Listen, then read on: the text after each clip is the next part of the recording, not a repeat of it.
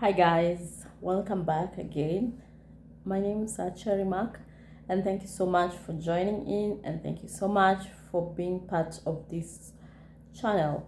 Now, I'm back again with a different topic. Remember, this is where we learn Kikuyu culture, and we get to know our roots and what our culture entails.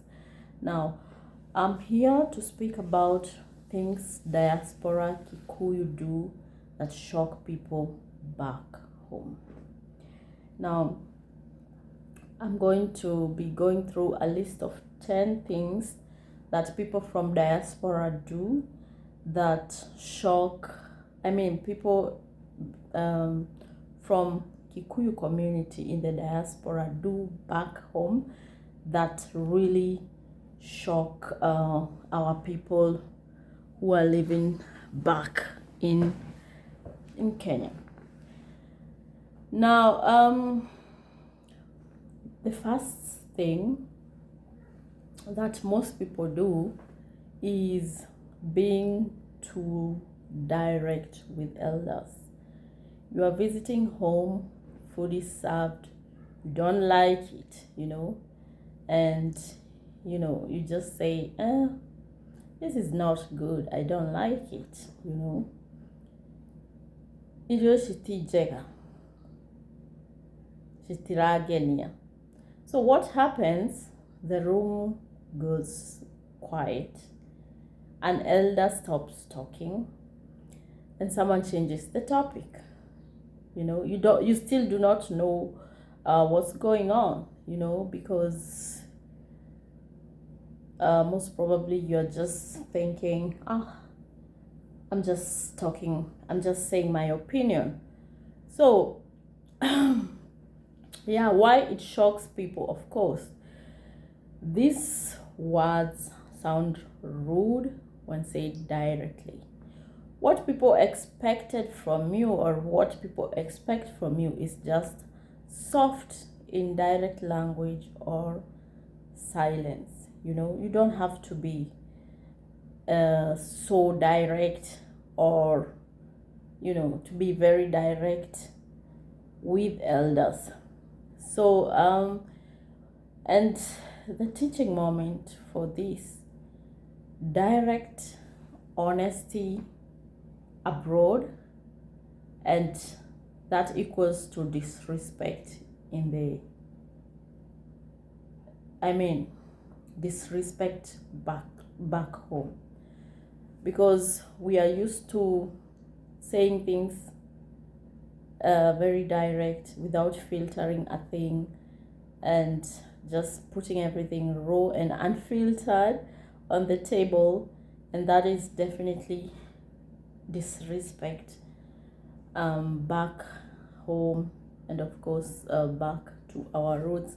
That is something that is just not acceptable. Now, the second example of things that diasporans Kikuyu do back home that shock people is basically calling people by their names. With people, I mean, like for example, calling an uncle by his first name, calling an auntie by his first name. Just basically calling people or elder people by first name. Now, you meet your uncle after years and years of not seeing each other, and you're like, hey Peter, we mwega, and your uncle is like, wow. What happens in this situation? Older relatives exchange looks. They will just look at each other. They're like, okay, what kind of disrespect is this? And then someone later says, Oshio daramenya mituro, or that person doesn't know or has no manners at all. Why this shocks people basically is because an elder is not just a name. They are an elder. They are your elders. They are not just names, you know. So yeah, the cultural rule here is basically respect comes before familiarity. I hope you're getting my point. You know, in the Western culture, you just call people by their random names, by their first names, you know, without having to care who they are, or you know. So this is not what is expected of you back home, like in the Kikuyu culture or in the Kikuyu community.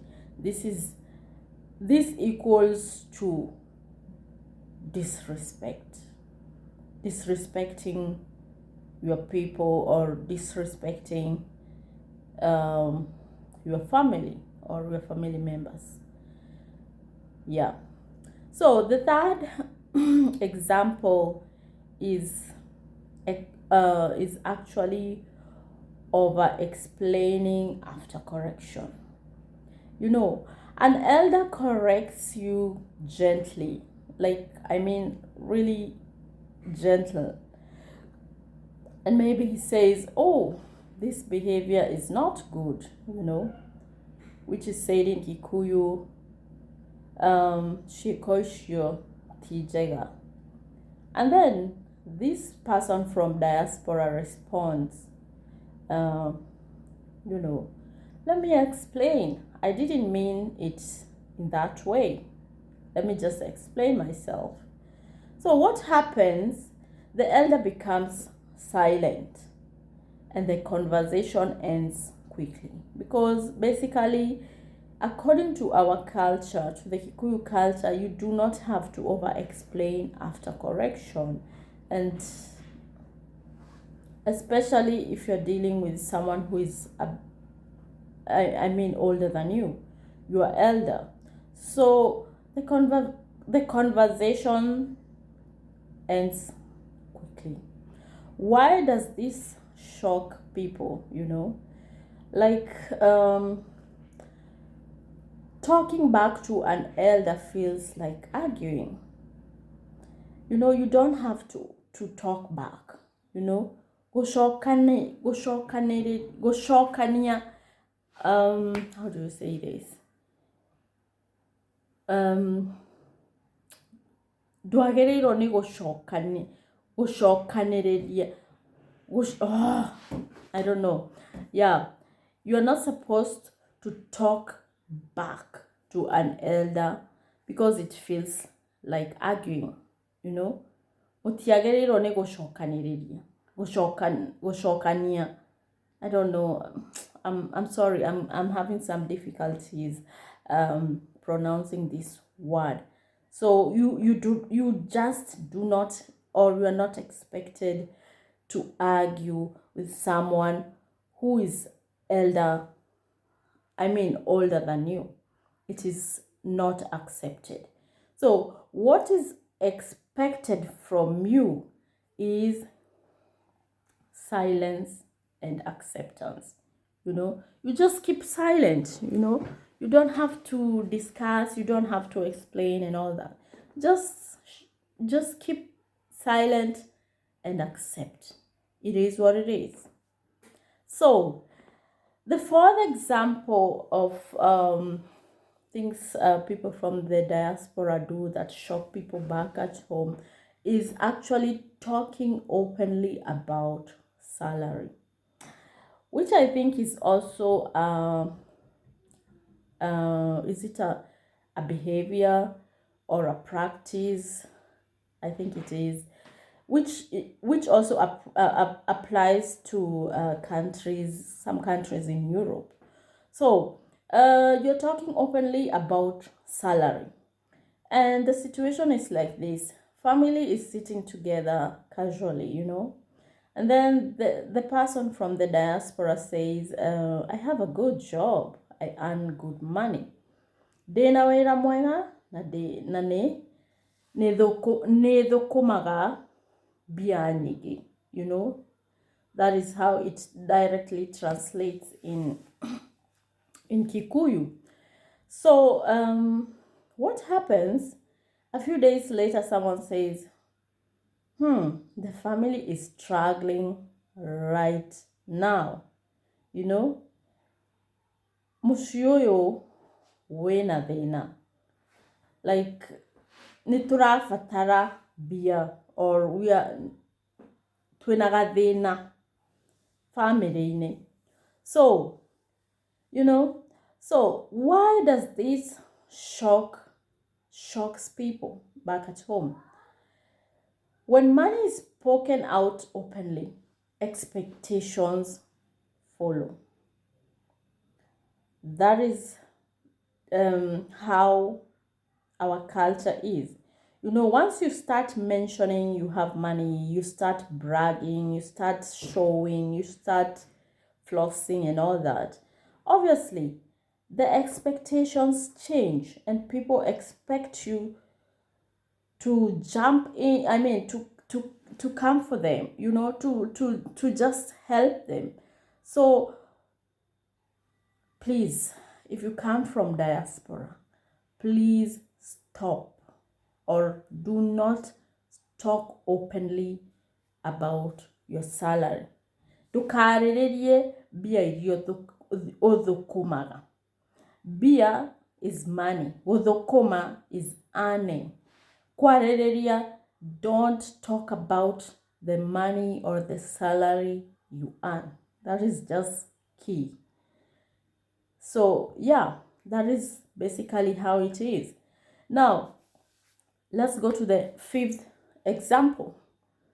The fifth example of things or things people do from diaspora that shock people back at home is comparing Kenya with abroad. I don't know how this happens, but this is just, I think it's just, it happens, you know, it is natural, you know.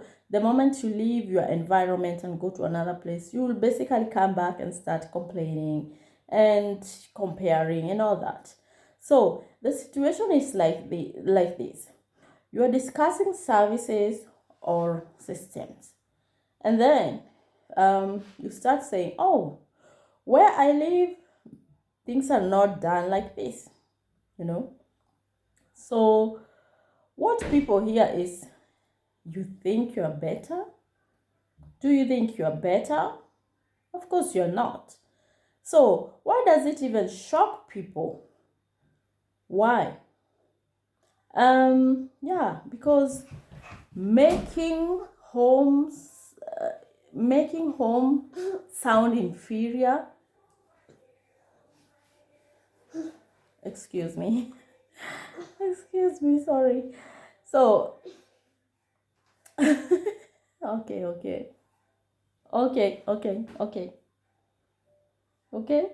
all right.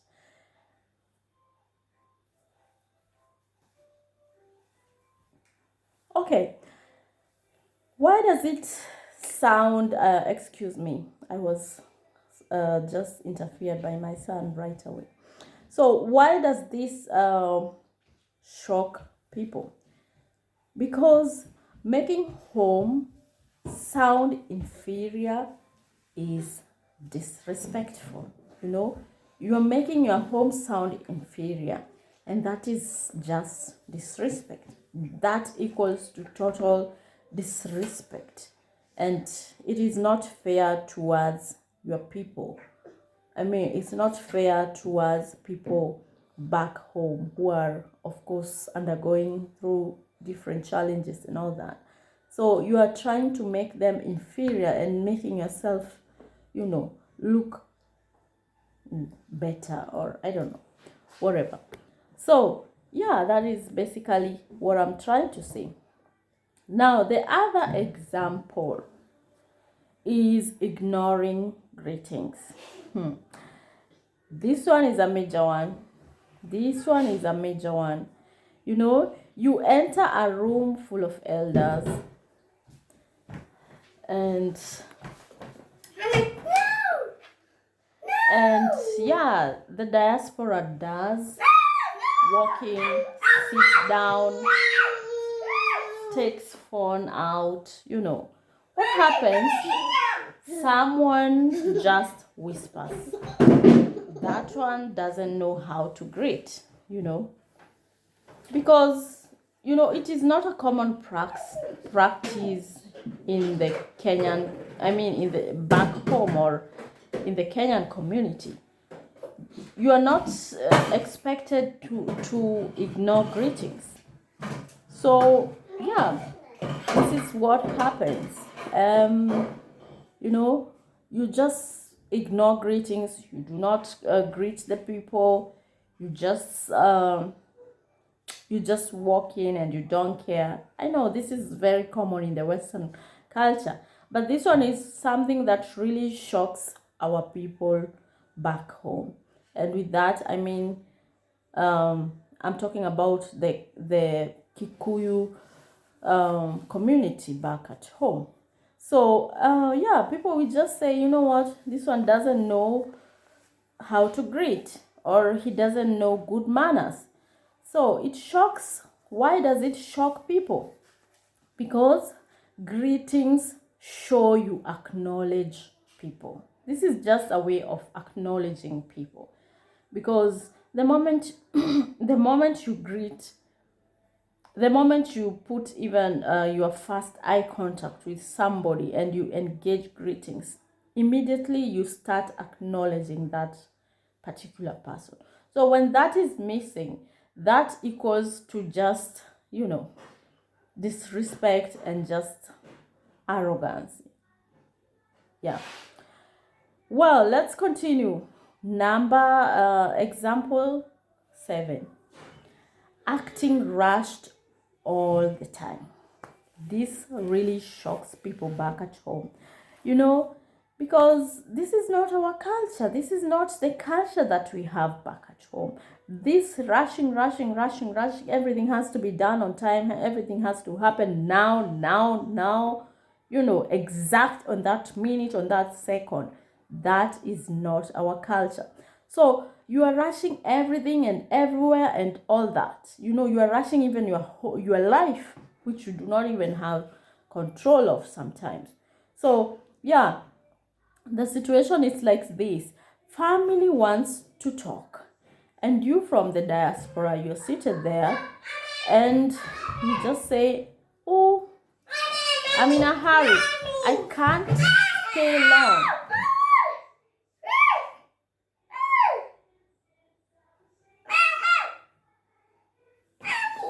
I can't stay long. I'm in a hurry. So, what do you want? Bread. Yeah, go and have it there. Go and sit down. Mommy. Go and sit down. Mommy, so, what? Yeah, you can ride. Excuse me for the interference. This is, wow. Yeah. Having kids around, sometimes it's not easy. It's a whole challenge. But anyways, yeah, let's go back. So you are acting rushed all the times. The situation, like I said, the family wants to talk and you are just in a hurry, and you are from the diaspora, and you start saying, oh, I'm in a hurry, I can't stay long. So what happens? People stop inviting you. You are labeled like, this guy, that person who do not even care. So why is it even shocking to our people when you are rushing everything? Because always rushing shows lack of care. You don't care. You just show you are careless, and you don't care about these people. You don't care about their needs. You don't care about their existence. You're just careless. That is exactly why it shocks people when you keep rushing, or you are rushing things. So, example number 8. Treating serious talks as a joke.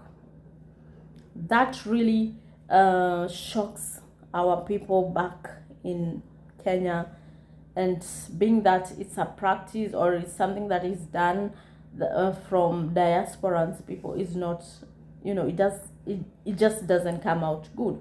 So the situation is like this: the family discusses a serious matter or a serious issue, and you are there and you are like, okay, you laugh and say, is it really that serious? You're just asking if that is even serious, whatever they are talking about. What happens? You get silence, or someone later says, that one is not serious, you are not serious yourself. So why does it even shock people when you are treating serious things or you're treating talks as a joke? Because family matters are not a joke. Family matters are a huge thing, are major things. Maundu ma mushie ni maundu ma fata. Like, ni maundu ma fata. Maundu ma mushie. Mushie is home. Maundu, it's like a matter, a certain issue. So family matters are a big thing. Family matters are not a joke at all, at all, at all. Now, example number 9 of things that shock people back at home from our diasporans. Correcting elders with facts. The situation is basically, an elder explains something traditionally, and you from the diaspora, you're here. Okay, actually, research shows blah blah blah blah blah. You start explaining what research shows or research has been done. You're trying to make the elder, what does he even know? You're trying to fool him. Can I down bed? Yeah, go. Can I down bed? Yeah, you do it. You can do it. Can I open the bed? Open. So let me try to finish up. Mommy. Okay, go and drink. Drink there. This one. Yeah, do it. Give it to me. Give it to me. Okay, go and sit there. Well, let me try to finish up here because oh my god, it's just crazy. So yeah, you are just trying to correct the elder. You are trying to show him what why am I saying research? Yeah, what research shows or what research talks about. What happens? The elder just, he stops talking immediately and shows you a cold shoulder, and then respect automatically drops down. Why does it even shock people? Because wisdom is not showing knowledge, it's restraint. You don't have to show, you don't show your wisdom from knowledge, you just have to restrain. That is how your wisdom is seen from people back at home and also from our community. Now, my last example number 10, is speaking before elders finish. I think all these things are just connected to each other. Everything that I'm mentioning is just connected to each other. Now, speaking before elders finish. Now, you are in a meeting, you guys are seated in a meeting or a discussion, and what happens? You interrupt. You from the diaspora, you start interrupting the discussion or the meeting. And what do you even say? No, let me say something. let me say, let me correct you, let me this, let me that. That is a big shock. You are posing shock to people back at home. And what happens? The meeting energy will change, or it changes automatically. You are seen as immature, and that is not good. Why does it even shock people? Because in our culture, in the Kenyan Kikuyu culture, elders speak first. Elders always speak first. And that's why you can't just come and start interrupting and speaking before them. It doesn't work like that. That is something you should know before going back home or planning to visit, or if you've forgotten what was being done at home. These are things that you should look out for and just inform yourself and get yourself get yourself ready for them, because sometimes we might just get some assumptions that really do not even we do not deserve them, because we didn't know this. We didn't know because we didn't know we were supposed to behave different.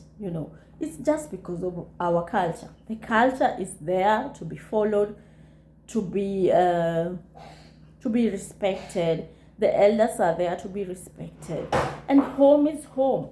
Home will never change. Home will always. Okay, guys, I'm going to end this video right here. Thank you so much for watching, and till we see you in the next one. Bye.